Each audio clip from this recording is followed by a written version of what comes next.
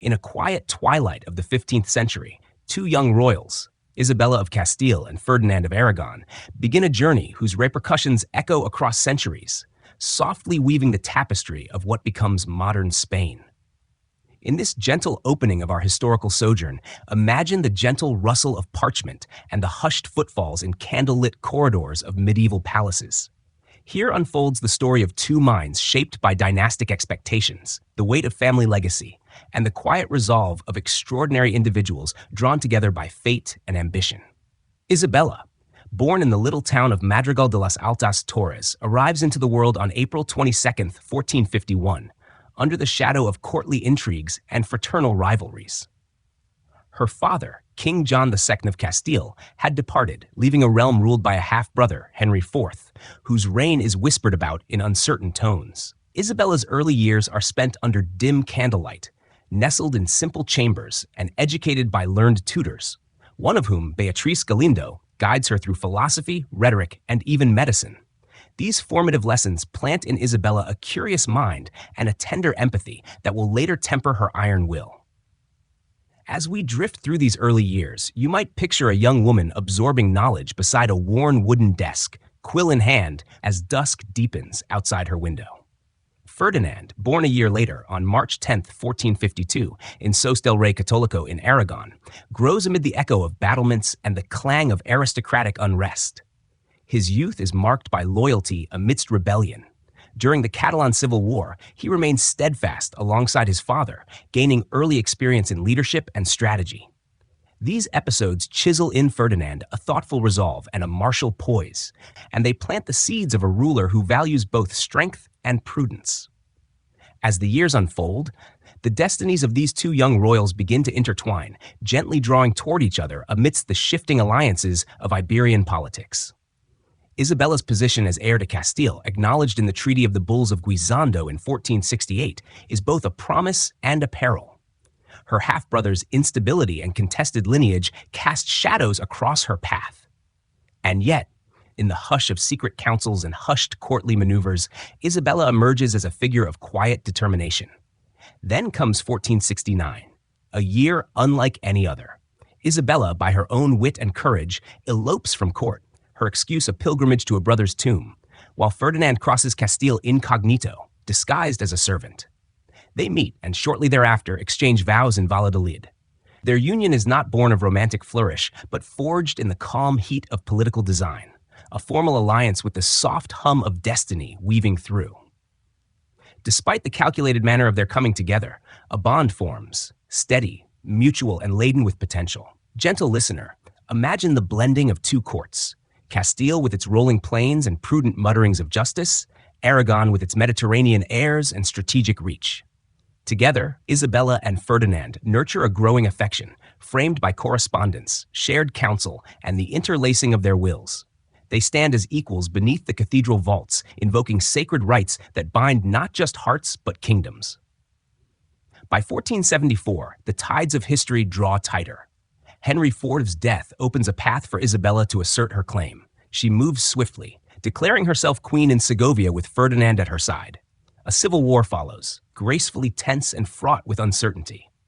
Opponents rally behind Joana la Beltraneja, and Portugal steps into the fray. Yet through patient strategy and steady resolve, Isabella and Ferdinand emerge triumphant.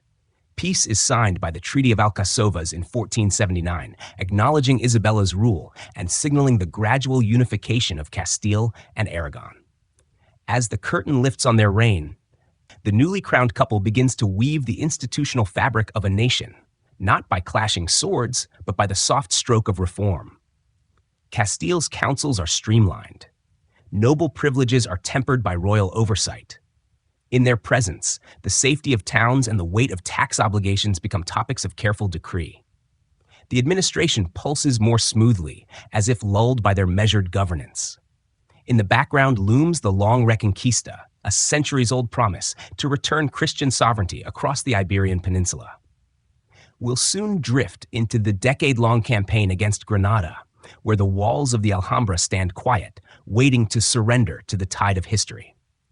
The landscape itself, The red clay of Andalusian hills, the stone ramparts, the scent of citrus groves becomes witness to their unhurried advance, a whispered transformation of religion, culture, and power.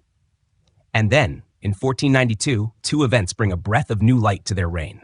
First, Granada falls, its final embers of Islamic rule recede, and the peninsula hums with a single frightened prayer for unity.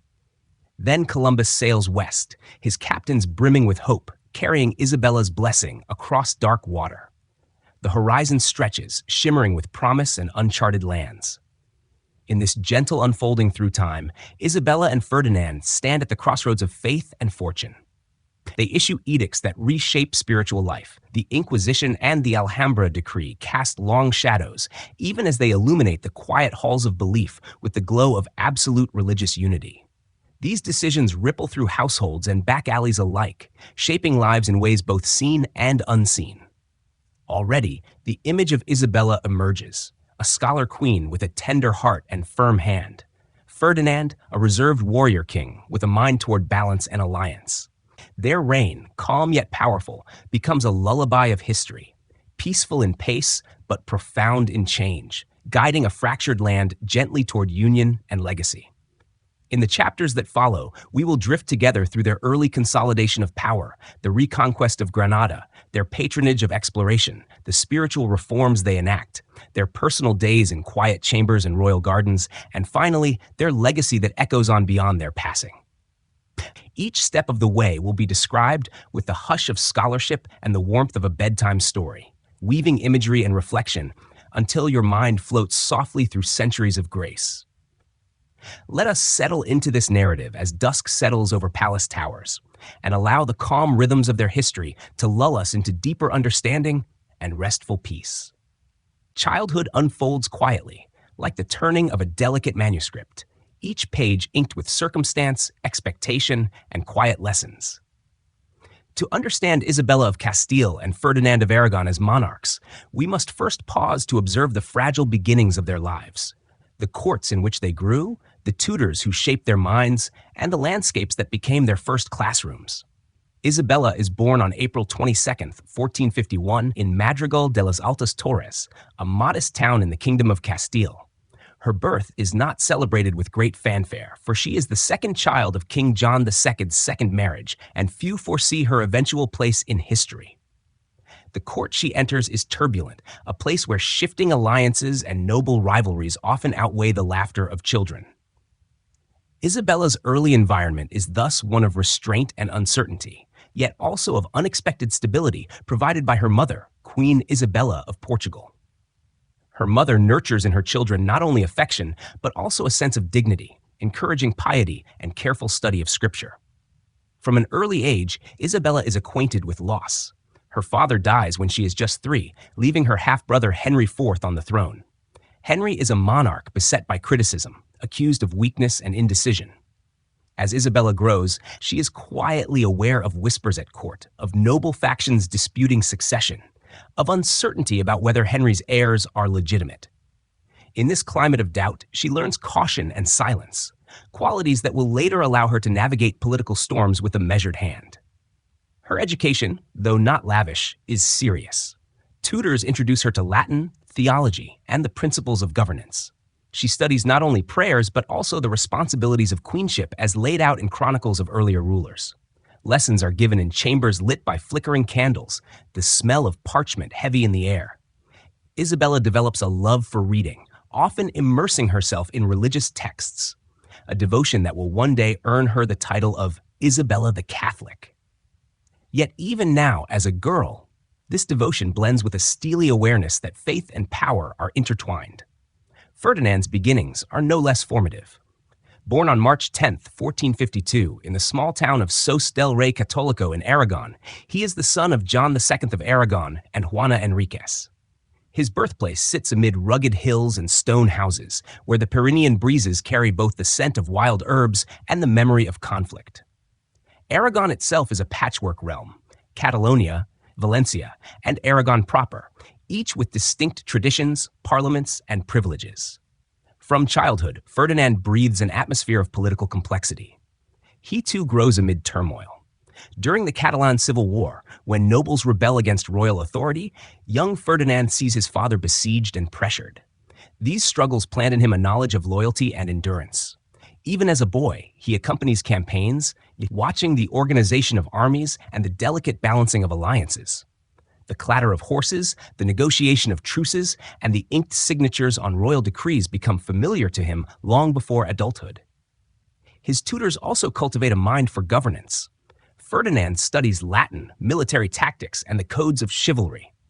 He becomes adept at languages spoken across the Aragonese dominions, from Catalan to Castilian, preparing him to bridge diverse realms.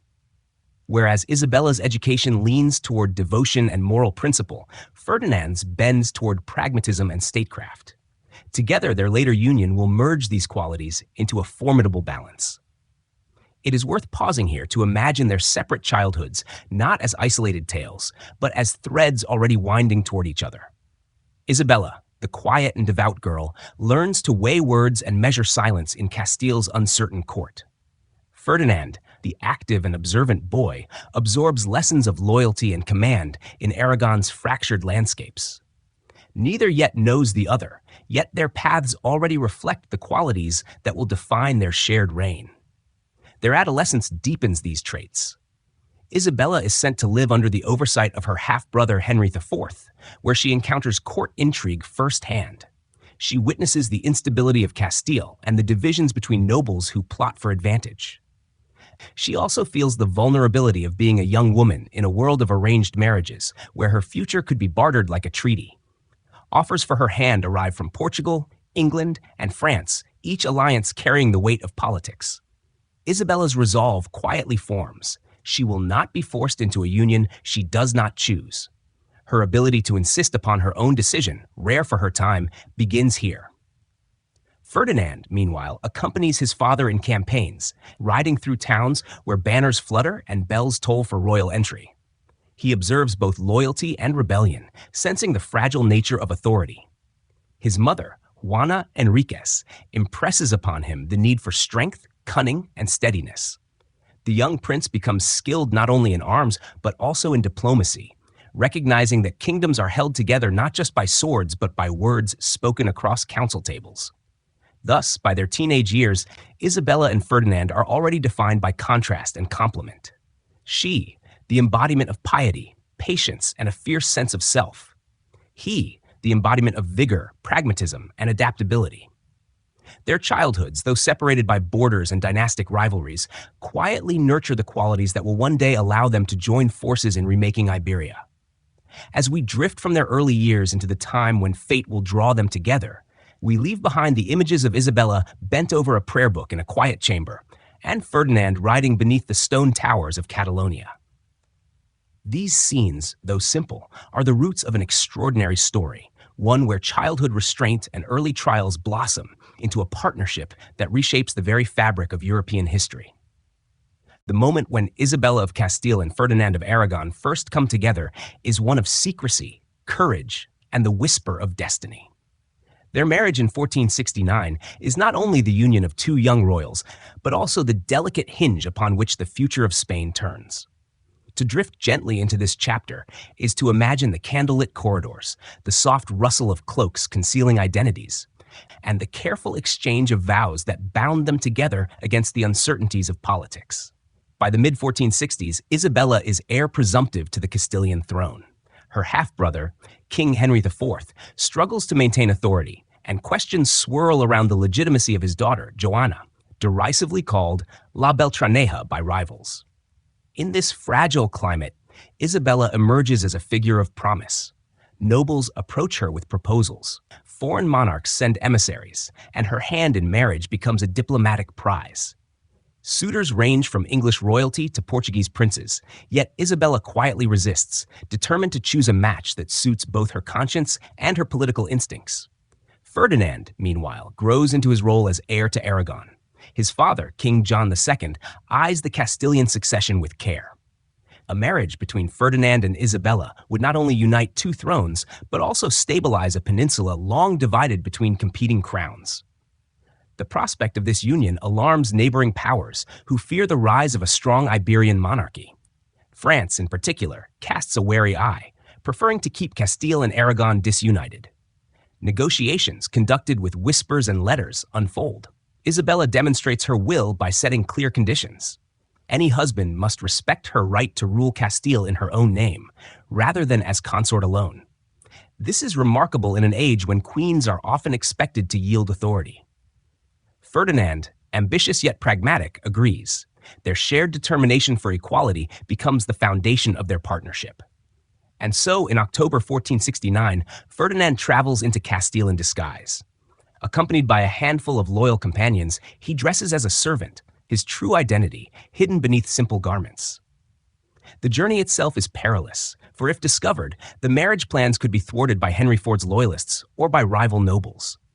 Imagine, if you will, the young prince riding across dusty plains, keeping his head bowed to avoid recognition, the distant towers of Valladolid marking his destination. Isabella, meanwhile, slips away under the pretense of visiting her brother's tomb. The path she follows leads not only to remembrance, but to a new chapter of her life. In Valladolid, the two meet. Though history records the marriage as a political arrangement, we can sense in their actions a shared resolve and perhaps even a spark of personal regard. They are young, Isabella just 18, Ferdinand 17, yet their choices carry the weight of kingdoms. On October 19, 1469, in the palace of Juan de Vivero, they wed. The ceremony is modest, overseen by a few trusted allies, with documents drafted to confirm the balance of their union. Ferdinand swears to respect Isabella's rights as queen, while Isabella grants Ferdinand equal status in governance. This contractual equality is unprecedented and will shape their reign as one of shared authority. The scene is hushed but momentous. The couple kneels before the altar, the priest intoning Latin prayers that echo off stone walls. Flickering candlelight softens their youthful faces. Outside, the streets remain unaware of the union that will one day change Iberia and the world beyond. In the days that follow, reactions ripple outward. Henry IV is furious, for Isabella has defied his plans for her to marry a Portuguese prince. Rival nobles mutter disapproval, and the Pope himself hesitates to grant dispensation, as the two are related within forbidden degrees of kinship. Yet their resolve holds firm. Dispensation is eventually secured, and slowly, opposition gives way to recognition.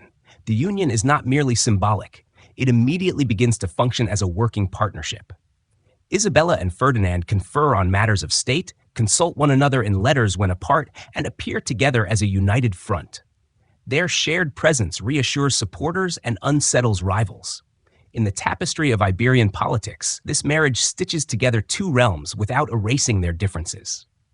Castile and Aragon remain separate kingdoms, each with its own laws and institutions, but their rulers act in concert, presenting a vision of unity that inspires loyalty. We may pause here to consider the imagery. Two young monarchs walking side by side through echoing halls of power, their footsteps light, but their purpose weighty.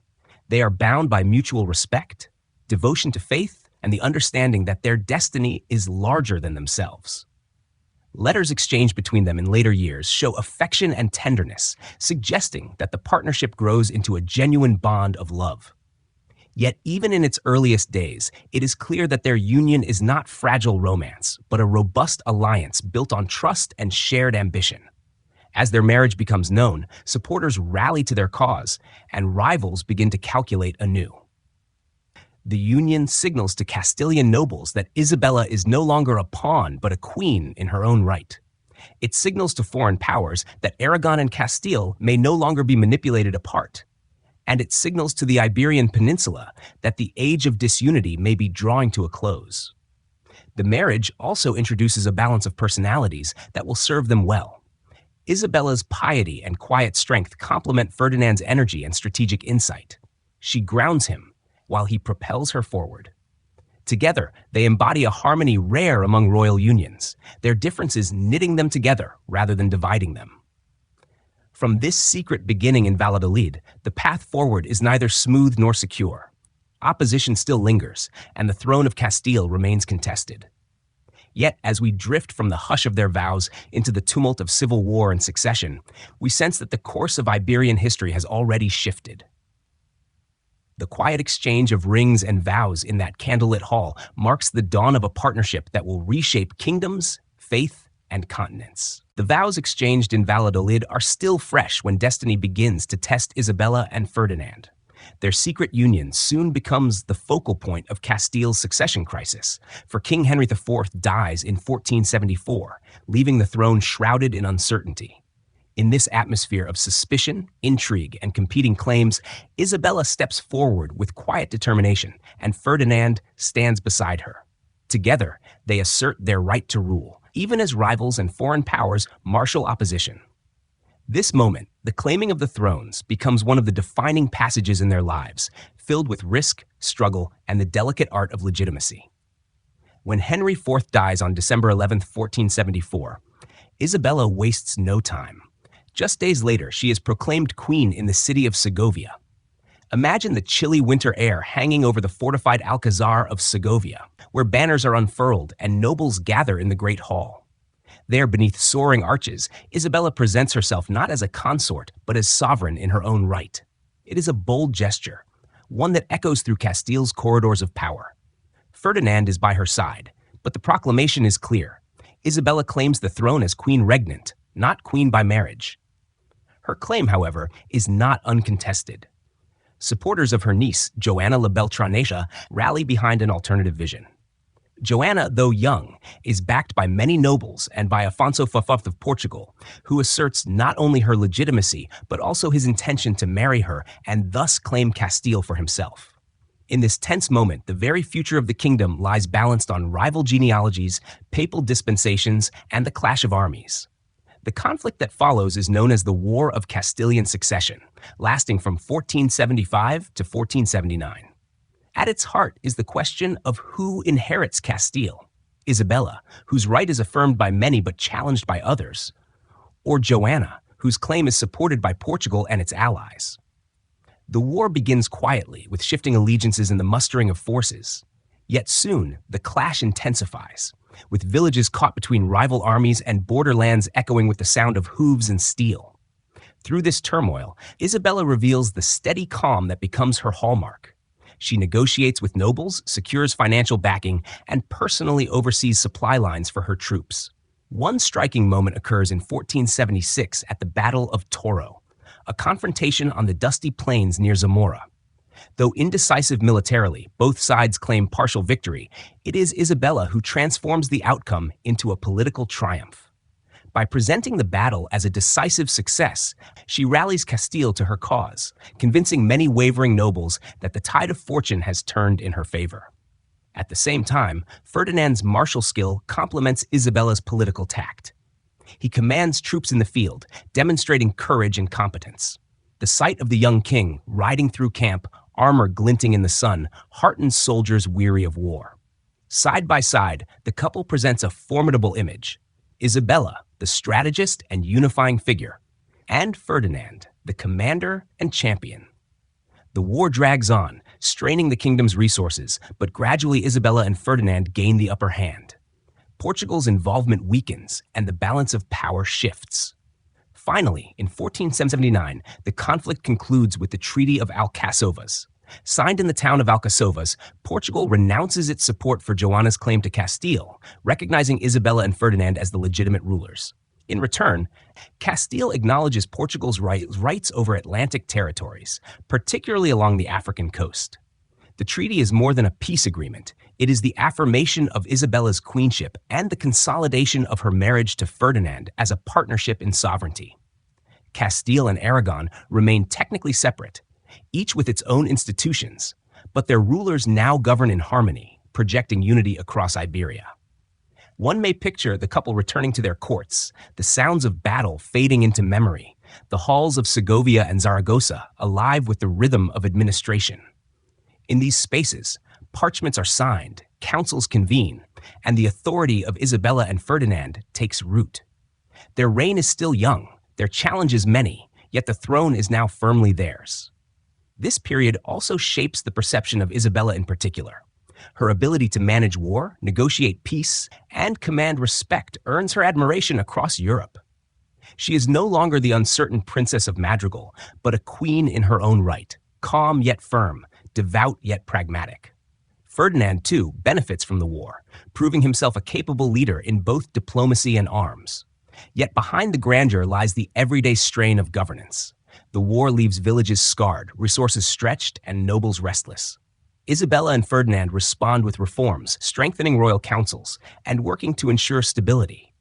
Their resolve in these years lays the foundation for what will become their joint mission, to unify Iberia, not only through crowns, but through faith, law, and identity. The claiming of the thrones, then, is more than a dynastic struggle. It is the crucible in which their partnership is tested and proven.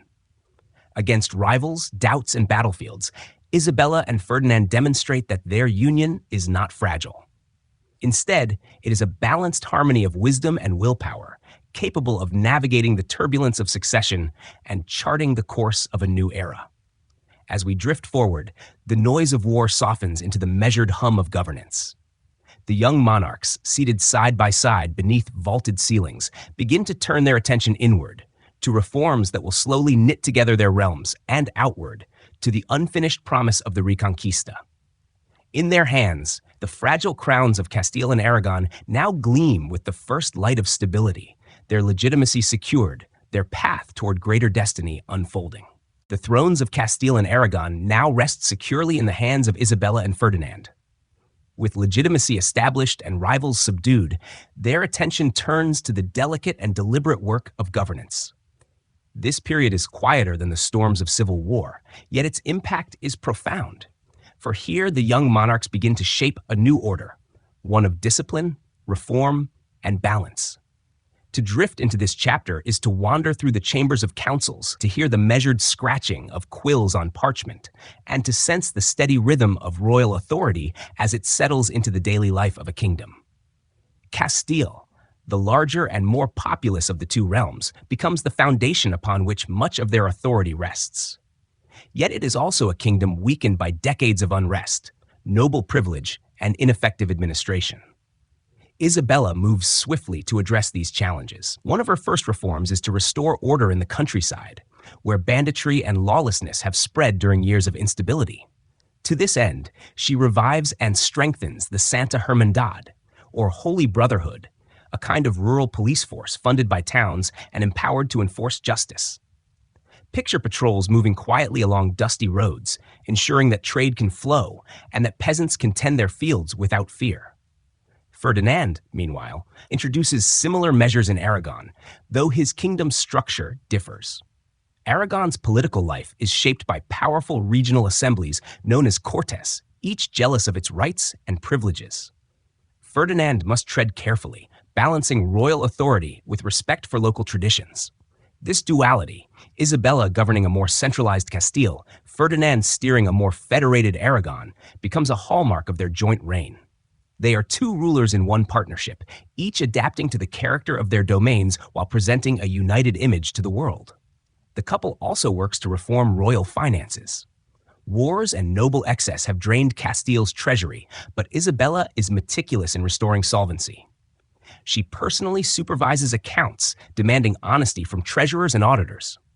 The crown's revenues grow, enabling the monarchy to fund future campaigns and projects.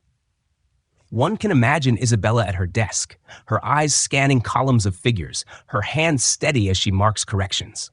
A queen attentive not only to grandeur, but to the practical details of governance. The nobility, long accustomed to defying monarchs, also faces new boundaries. Isabella and Ferdinand curb their excesses by limiting their ability to raise private armies, enforcing royal authority over fortified castles, and reclaiming lands improperly seized during earlier reigns. Yet these measures are carried out with care. The monarchs do not wish to alienate the great houses entirely, for their cooperation is still necessary. Instead, they weave a web of loyalty by granting favors selectively and by reminding nobles that their fortunes are safest under a strong, just crown. Equally significant is their attention to the justice system. Royal councils, known as audiencias, are strengthened and staffed with capable judges. Appeals to the monarchs themselves are encouraged, reinforcing the image of Isabella and Ferdinand as the ultimate guardians of fairness. Ordinary subjects, from merchants to farmers, begin to see the crown not as a distant abstraction, but as a source of stability. Imagine a merchant in Toledo, relieved that his disputes may be settled, not by a feuding noble, but by a royal court guided by law. Religion, already central to their worldview, also becomes a tool of unity. They cultivate close ties with the church, reforming monasteries and promoting higher standards among clergy.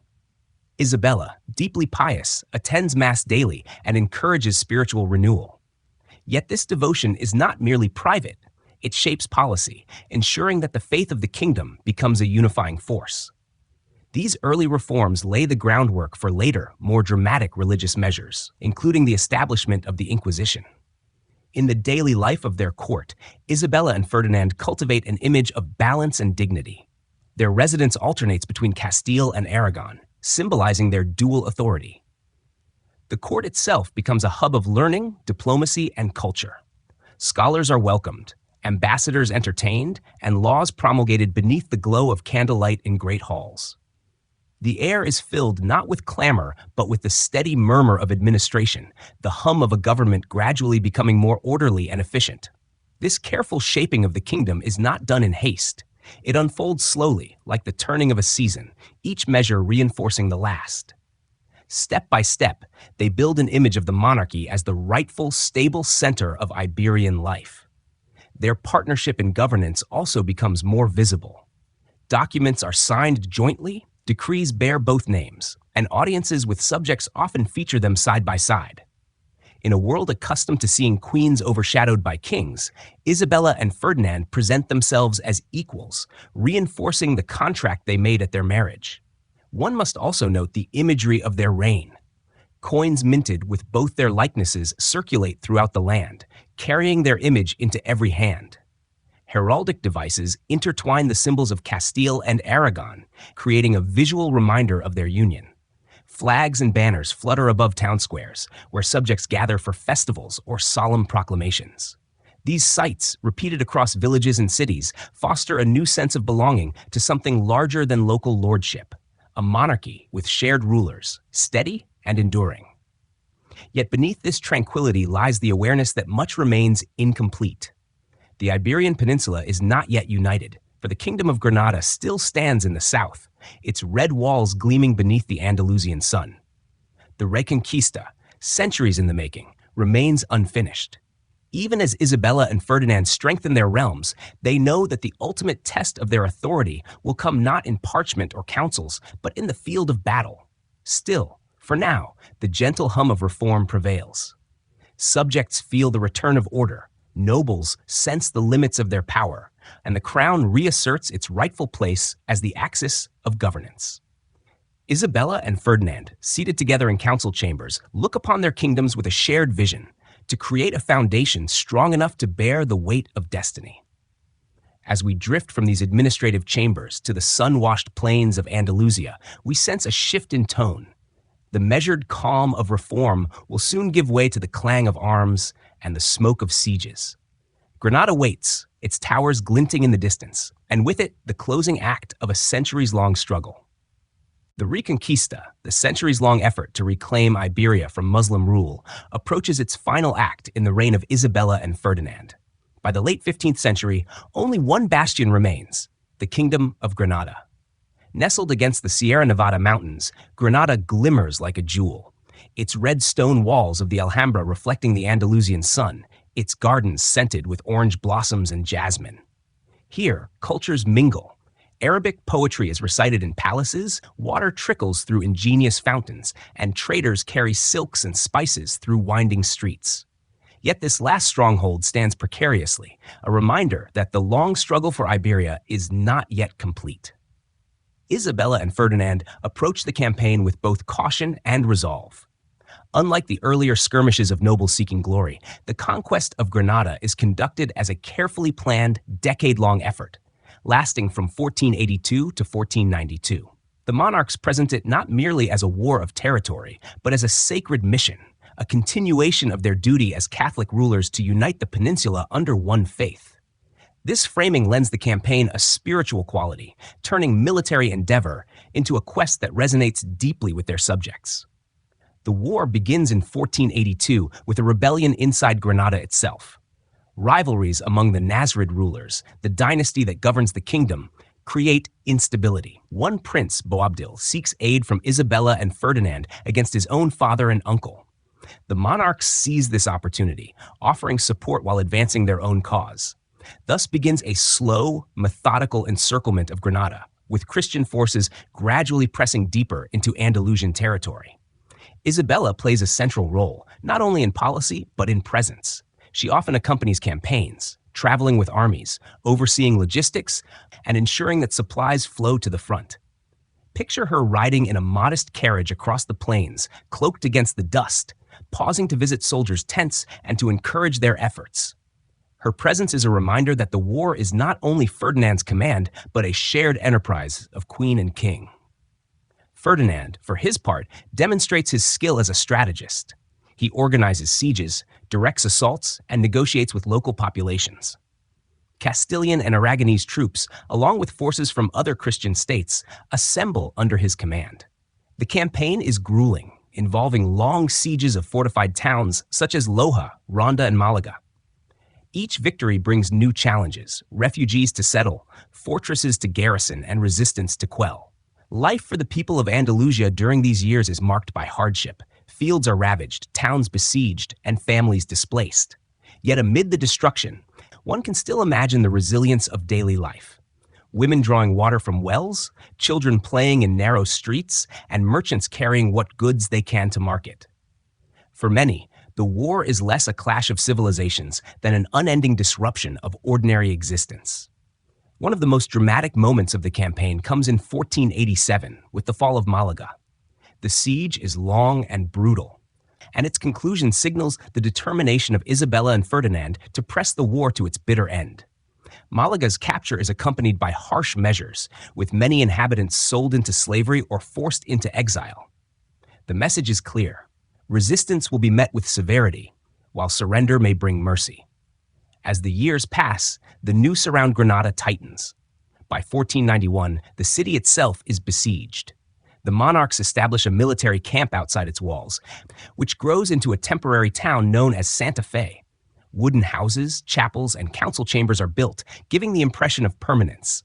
From here, Isabella and Ferdinand oversee the final negotiations with Boabdil, who by now is the last ruler of Granada.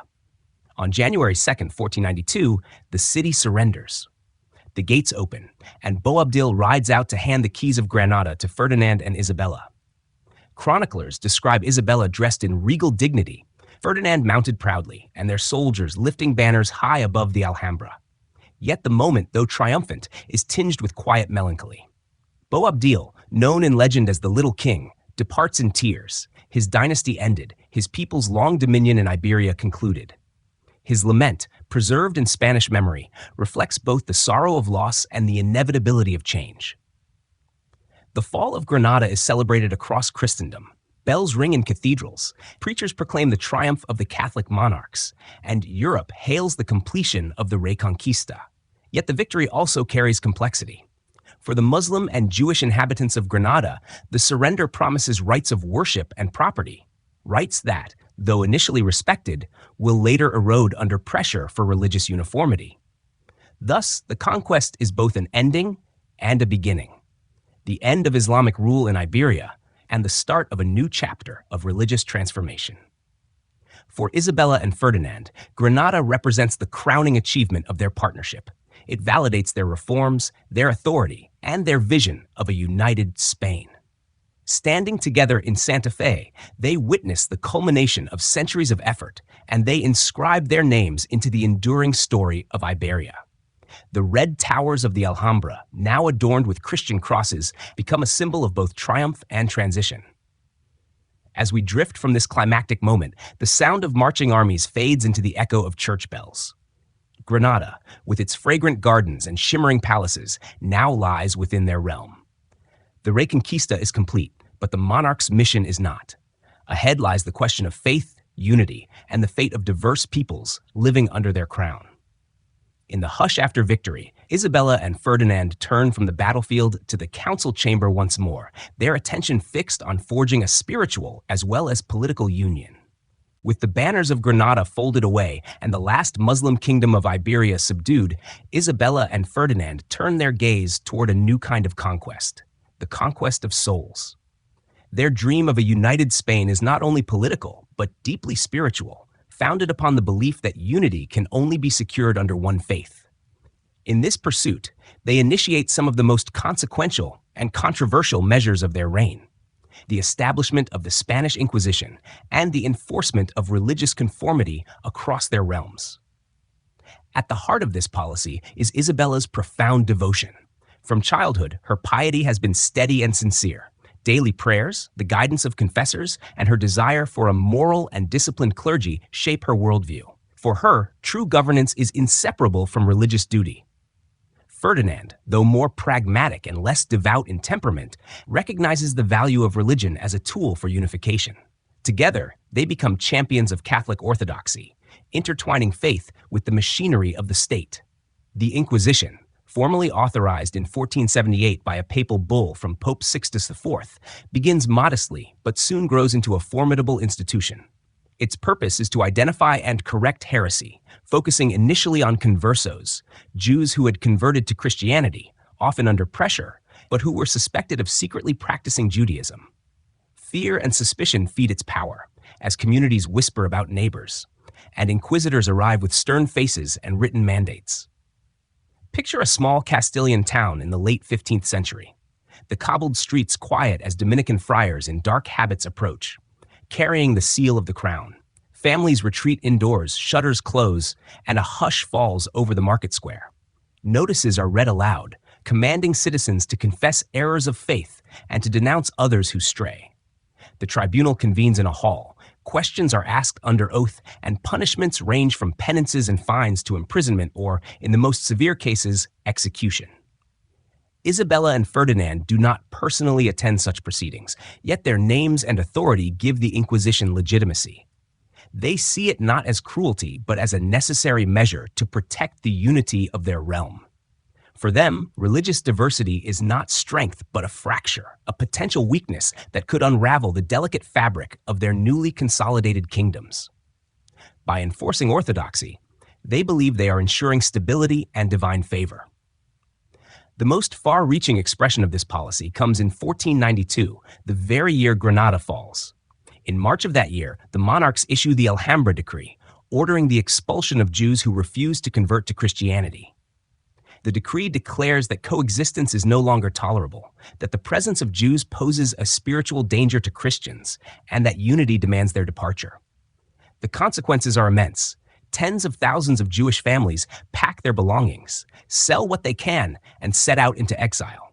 Some find refuge in the Ottoman Empire, others in North Africa or Italy, and a few convert to remain. For Spain, the expulsion brings both loss and change. Jewish communities, long contributors to commerce, medicine, scholarship, and the arts, vanish almost overnight. Towns lose skilled artisans, merchants, and financiers.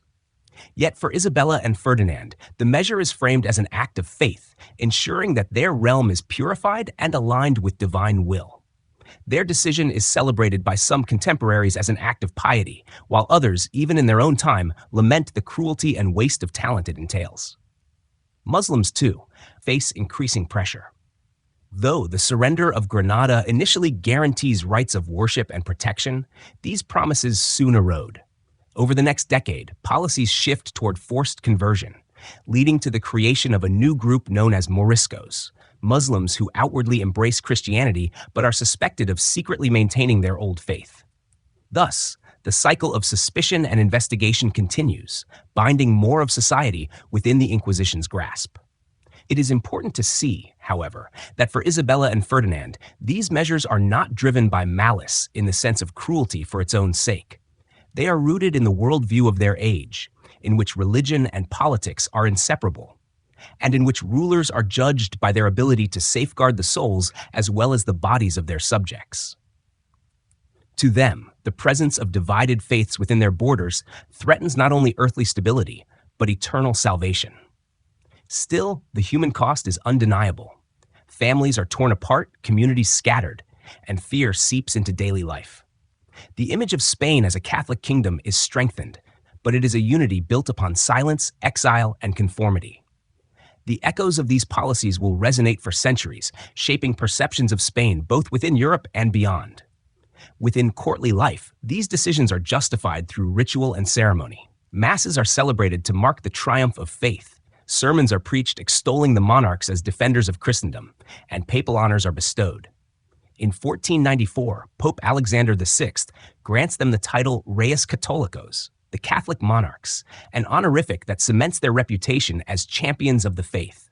Their images, entwined with crucifixes and sacred symbols, spread across Europe as examples of pious rulership.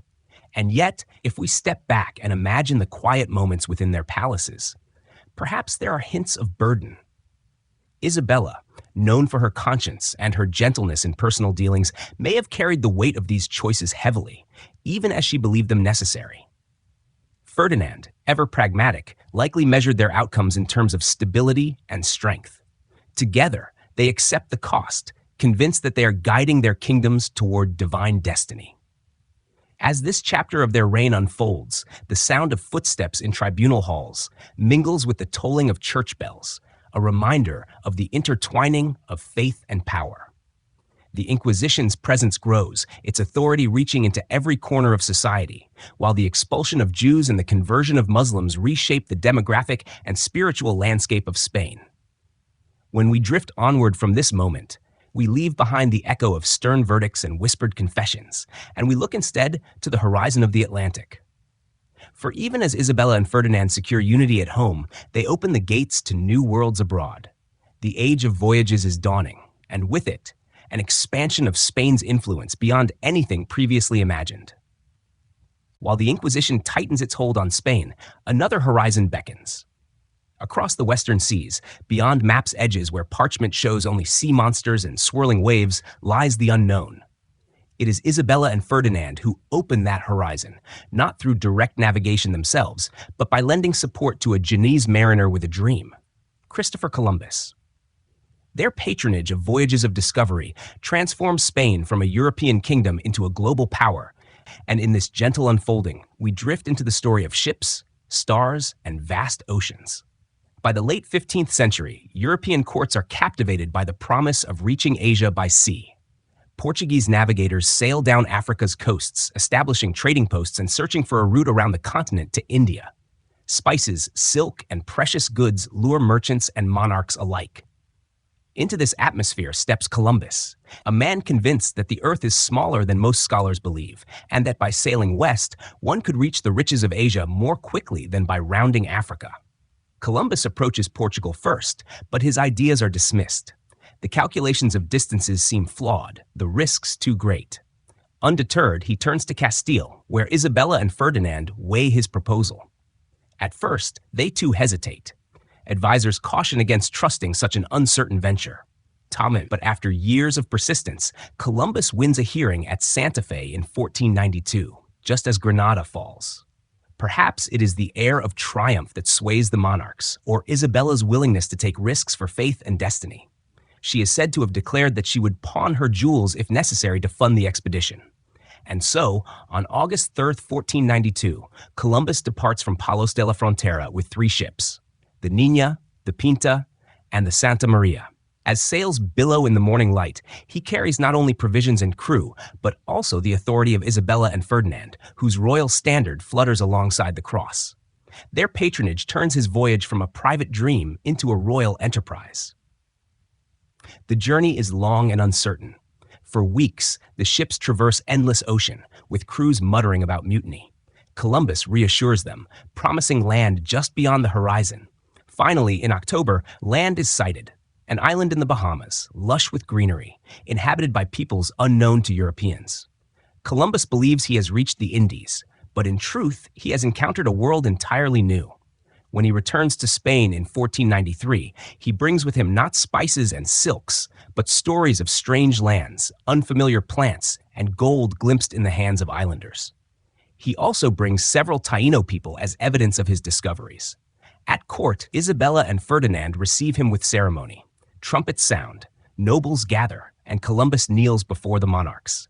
The tales he tells ignite imagination, visions of vast lands awaiting settlement, of resources to enrich the crown, of souls to be converted. The monarchs respond decisively. They grant Columbus further voyages, naming him Admiral of the Ocean Sea and Viceroy of lands he discovers. In their minds, this endeavor is not only about wealth, but also about spreading Christianity.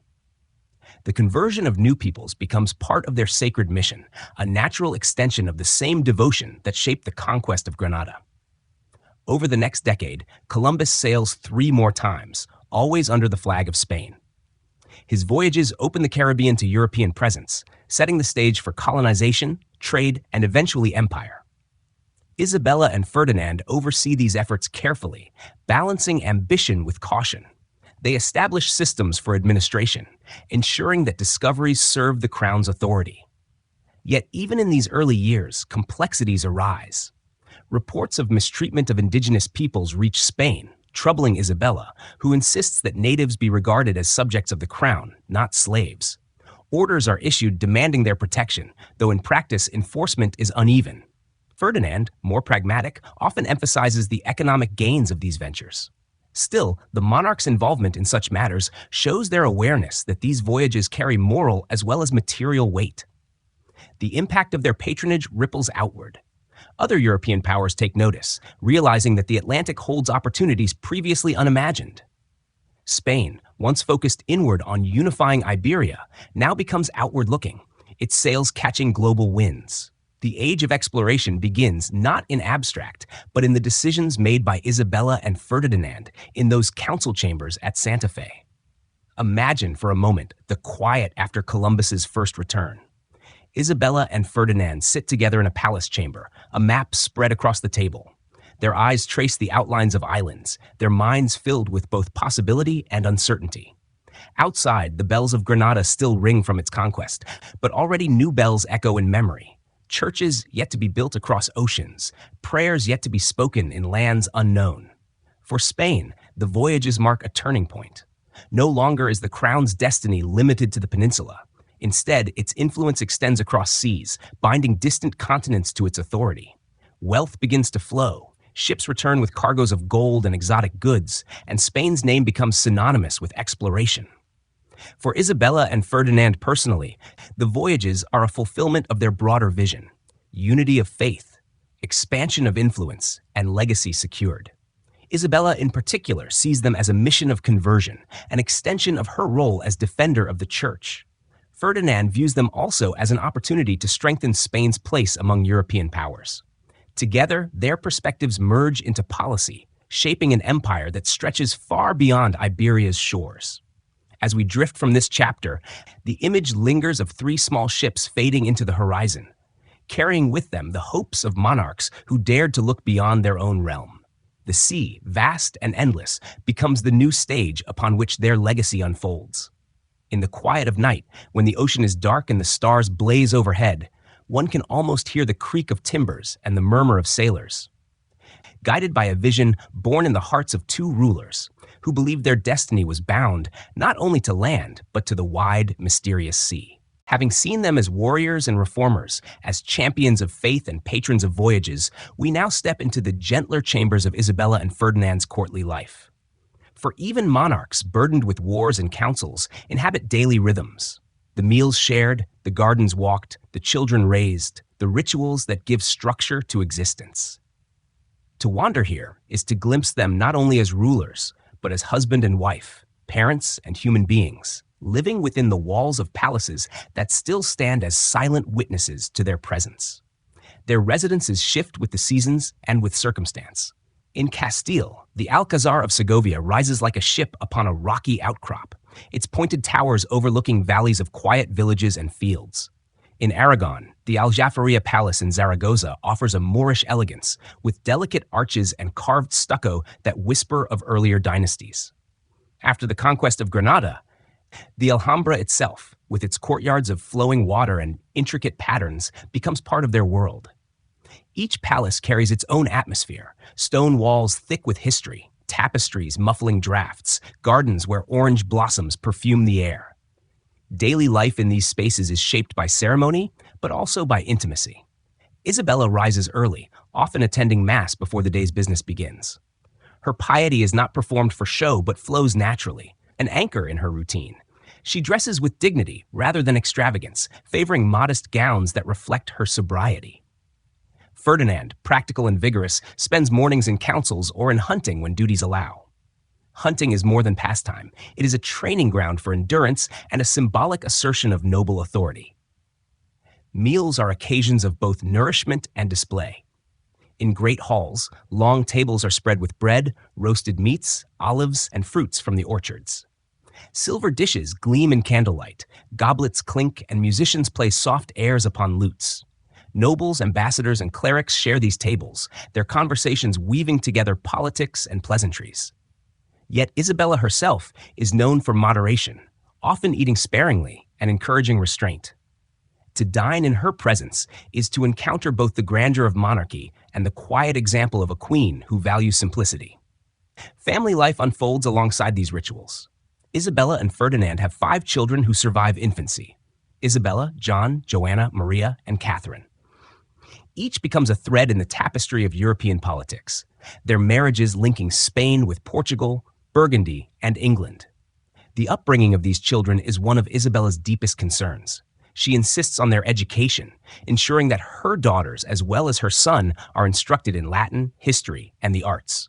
Within palace chambers, tutors read aloud from classical works, while the children practice their letters upon wax tablets. The atmosphere is one of learning as well as discipline, for Isabella believes that knowledge and virtue are inseparable. Her relationship with her children is affectionate yet firm. Chroniclers describe her embracing them warmly, yet also correcting them when necessary. She sees in their futures not only personal happiness, but dynastic responsibility. Ferdinand, though more occupied with affairs of state, takes pride in his children's accomplishments and ensures that his son John, as heir, is prepared for kingship. The laughter of children in palace courtyards, their games beneath carved arcades, add a softer rhythm to the life of monarchs otherwise consumed by politics. Courtly life also includes patronage of the arts and learning. Isabella's libraries grow, filled with illuminated manuscripts and works of theology, law, and science.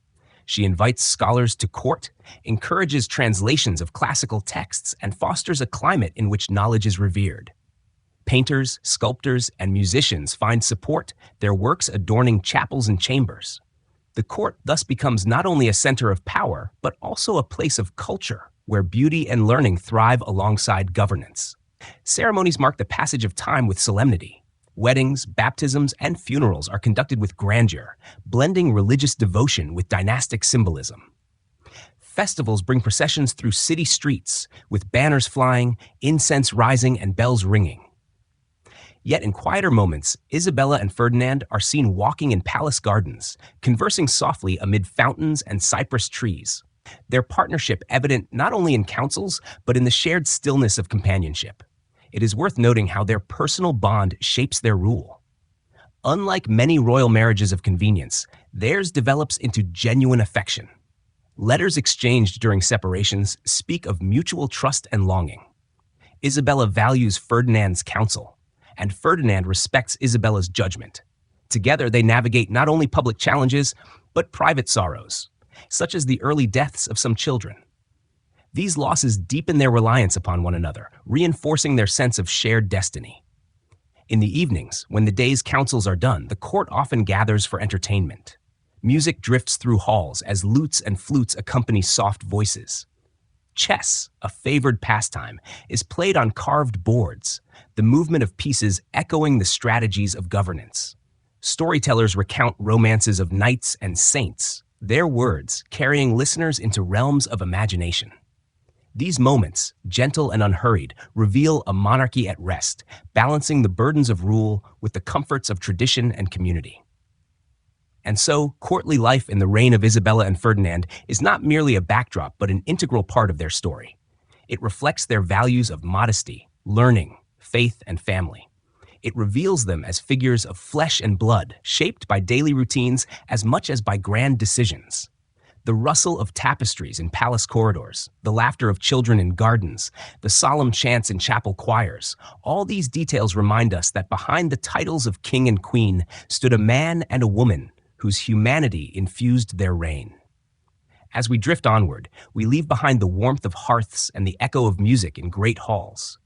Ahead lies the final chapter of their story, their legacy, their succession, and the long shadows cast by their lives across centuries. The palaces will remain, but the voices within them will fade, giving way to memory and to history's judgment. As Isabella and Ferdinand reach the twilight of their reign, the question of legacy looms. They have unified crowns, conquered Granada, enforced religious conformity, and launched voyages across uncharted seas. Yet kings and queens, like all mortals, are bound by the passage of time. Their final years are filled with both triumph and sorrow, their legacy a tapestry woven of glory, controversy, and lasting influence. To reflect here is to watch their lives fade into memory, and to consider how their heirs, their policies, and their choices shape the course of Spain and of the wider world. The matter of succession is central. Their children, carefully married into Europe's royal houses, are intended to carry forward the unity of Iberia. But fate intervenes with cruel unpredictability. Their only son, Prince John, dies young in 1497, extinguishing hopes of a direct male heir. Their daughter, Isabella, married to the King of Portugal, dies in childbirth. Their second daughter, Joanna, marries Philip of Burgundy, becoming the link between Spain and the powerful Habsburg dynasty. But Joanna's fragile mental health, whether genuine or exaggerated by those around her, casts a shadow over her ability to rule. Maria, another daughter, marries into Portugal, while Catherine, the youngest, is wed to Arthur, Prince of Wales, and later to his brother, Henry VIII of England. Thus, the legacy of Isabella and Ferdinand extends beyond Spain, entwining with the destinies of Europe. Their grandchildren will rule in far-off lands, their bloodlines mingling with those of Portugal, England, and the Holy Roman Empire. Yet this very expansion sows both strength and vulnerability, for dynastic entanglements will draw Spain into conflicts far beyond its borders. Isabella does not live to see all of these threads fully unravel.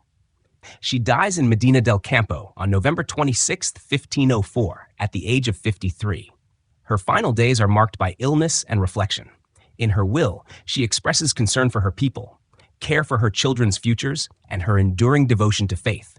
She orders that she be buried simply, without pomp, for her humility remains until the end.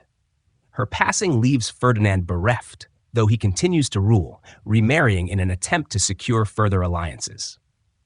Yet his later years lack the harmony and balance that defined his partnership with Isabella.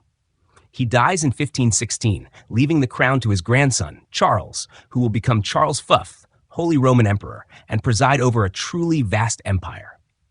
The legacy of Isabella and Ferdinand is thus twofold. On one hand, they are remembered as the Catholic monarchs, architects of a united Spain, champions of the Church, and patrons of discovery. Their names are bound to triumphs: the fall of Granada, the voyages of Columbus, the rise of Spain as a great power. Their portraits, often shown together, project dignity, unity, and divine sanction. On the other hand, their policies carry heavy consequences. The Inquisition, the expulsion of Jews, and the forced conversions of Muslims leave scars that reverberate through centuries. The empire they set in motion overseas brings wealth, but also exploitation and conquest. Their reign is remembered not only for glory, but for the burdens it imposed on those who lived under their rule. To reflect upon them is to see rulers deeply shaped by their time, yet also shapers of an era. Their devotion to faith, their insistence on unity, their vision of a strong monarchy, these qualities reflect the medieval world they inherited. Yet their decisions push Spain into the modern age, into exploration, colonization, and global entanglements. They stand at the hinge between medieval and early modern history, their reign a bridge across centuries. In considering their personal qualities, we find a partnership that endures beyond political calculation. Isabella's sincerity, intelligence, and steadfast will complement Ferdinand's pragmatism, energy, and tactical skill. Together, they embody the ideal of a balanced union, rare in the annals of monarchy. Their marriage, begun in secrecy, matures into a collaboration that defines their rule. Even their contemporaries recognize this harmony, granting them the joint title of Reyes Católicos, an honor that signifies not only faith, but shared authority. The spaces they inhabited bear witness still. The Alhambra, where they accepted Granada's surrender, retains echoes of their triumph. The Aljaferia Palace in Zaragoza recalls Ferdinand's Aragonese roots. The plains of Santa Fe, where they approved Columbus's voyage, remind us of their daring. In each of these places, the stone walls and archways hold the memory of their footsteps, their voices, their decisions. And so their legacy is both intimate and vast. Intimate in the daily routines of governance and family, vast in the sweep of history they set in motion. Spain, unified under their reign, emerges as a leading power of Europe, extending across oceans. Their heirs, for better or worse, inherit not only crowns, but the weight of decisions that continue to shape history. To lie back and reflect upon Isabella and Ferdinand is to see them not only as monarchs, but as symbols of an age of faith and conquest, of devotion and discipline, of triumph shadowed by controversy. They are remembered in chronicles, painted in portraits, celebrated and criticized, their story woven into the fabric of both Spain and the wider world. As we let their narrative settle, it becomes like a lullaby of history. The rise of a young queen and king, their union in secrecy, their struggles for legitimacy, their reforms, their conquests, their voyages, their faith, their family, their passing. All these moments blend into the long hush of centuries. The story of Isabella and Ferdinand, though complete, lingers like the fading sound of church bells at dusk, echoing softly in the distance, a reminder of how lives lived in devotion and determination can reshape the world beyond their time. And so, gentle listener, we close the book of their reign. The candles flicker low in palace halls, the gardens of Granada rest in silence, and the seas they opened stretch endlessly into night. Their legacy endures, but their voices have stilled, leaving only history's quiet murmur to carry us into dreams.